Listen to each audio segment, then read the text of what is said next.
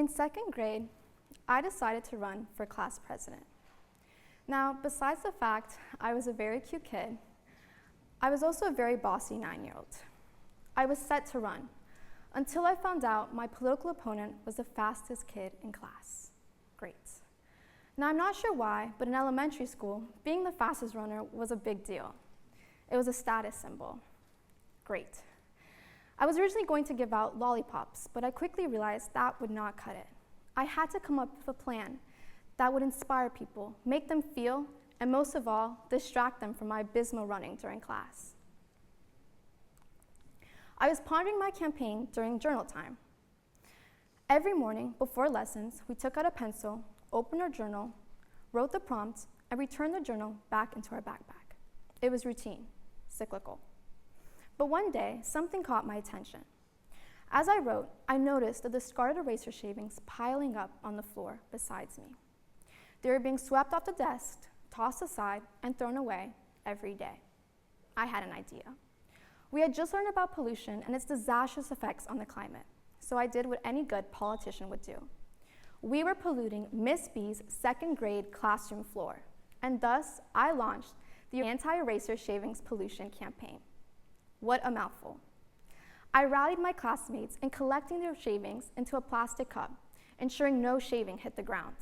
It caught on quickly, as others wanted to be a part of it, and soon enough, we were all involved. But one day, Miss B stopped us and asked about the cup. I proudly explained the campaign, but she asked us an important question. What's the purpose? Pollution, she explained, wasn't just about waste being discarded. It was about breaking a natural cycle. And in nature, nothing is wasted. Everything contributes to something. So I decided to reuse the eraser shavings into creating eraser putty for my art class, completing its own cycle. So why am I telling you about this ridiculous campaign with its even more ridiculous name? Well, because second grade me didn't know at the time, but I unknowingly created the eraser shavings theory. The eraser shaving theory states that the word waste does not exist in the dictionary. The word potential does. If I had just viewed the eraser shavings as waste, I would not have been able to see its potential in winning my class election and creating a new art supply for my class. I applied the eraser shavings theory again 10 years later. During the pandemic, my dad told me a story about a girl in Usaquén, Colombia, who had to drop out of school because she didn't have the resources to participate in remote learning. And she wasn't alone. In 2020, over 243,000 Colombian students had to drop out of school, according to the Colombian Minister of Education.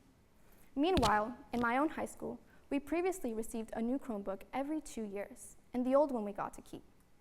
I asked my friend what she was going to do with hers.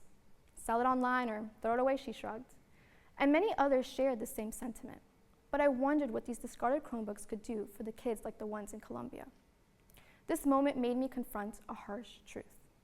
While some people struggle to access basic resources like technology, others discard those same resources without a second thought. And thus, I launched a campaign.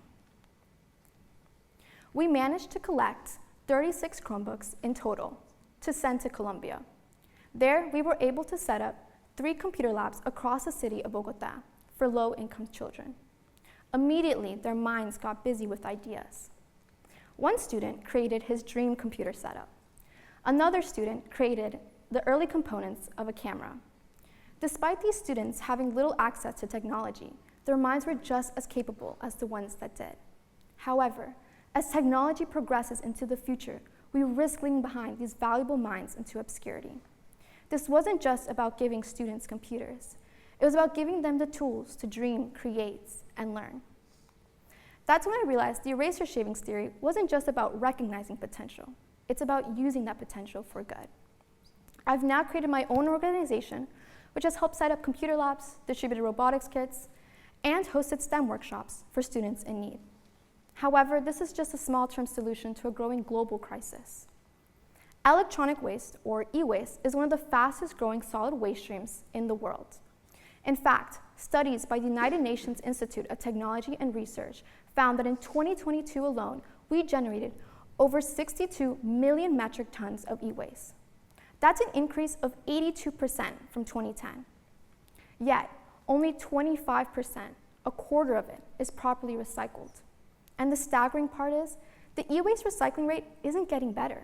It's actually getting worse. The e-waste recycling rate is predicted to drop from 22.3% in 2022 to just 20% by 2030. And why? Because while e-waste production is skyrocketing, our ability to manage it is not keeping pace. Faster technology cycles, limited repair options, poor recycling infrastructure, and weak global policies have created a system where waste accumulates but solutions lag behind. And the cost? Human lives. Much of our e-waste is exported to countries like Ghana and Nigeria, where informal recycling methods like manual dismantlings, open burnings, and acid baths release toxic chemicals such as lead, mercury, and cadmium into the environment. Without proper regulation, entire communities are exposed to these hazardous materials, leading to long-term health issues, such as cancer, miscarriages, and neurological damages. We don't see it, but our waste is harming real people. Although this doesn't have to be the case. If handled responsibly, e-waste recycling can be a solution, not just a crisis. Electronics contain valuable materials and rare earth metals which can be recovered safely, but it needs the infrastructure to do so. When analyzing the US's fiscal budget of 2023, they spent $6.1 trillion in total, yet only $100 million went into recycling infrastructure. Now, I know that for most of us, 100 million is a really big number, but to put that into perspective, that's 0.0000016% of the budget. If we as a society invested into building proper e-waste recycling facilities, we could generate a major shift. In fact, research by Unitar shows that this shift wouldn't just be beneficial, it'd actually be productive and profitable. By increasing e-recycling rates to just 60%, by 2030, we could generate more than $38 billion in economic benefits worldwide. We've already created global movements to recycle plastics, so why aren't we doing the same for technology? This is where education comes into place. In schools, we learn about valuable skills such as math, English, history, and science. But what if schools became the next leaders in e-waste recycling? At my own school, I created an e-waste bin where students can drop off old earbuds, chargers, and outdated technology. It's a small step, but it's one that challenges the notion that broken electronics are worthless. So, what can you do? Not all technology can be directly recycled, but that doesn't mean it needs to end up in a landfill. 1. Many people don't know, but there are local e-waste collection zones or specialized centers around us that collect those pesky old phones and chargers that collect in the bottom of our drawers. 2. Donate. Give your usable devices to community centers, charities, or trade-in programs. And most importantly, number 3, shift your mindset.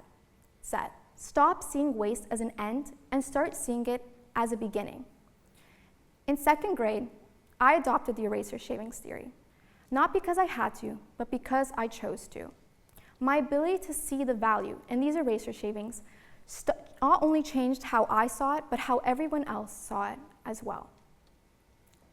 So, let's stop calling it e-waste, and let's start calling it e-potential. Thank you.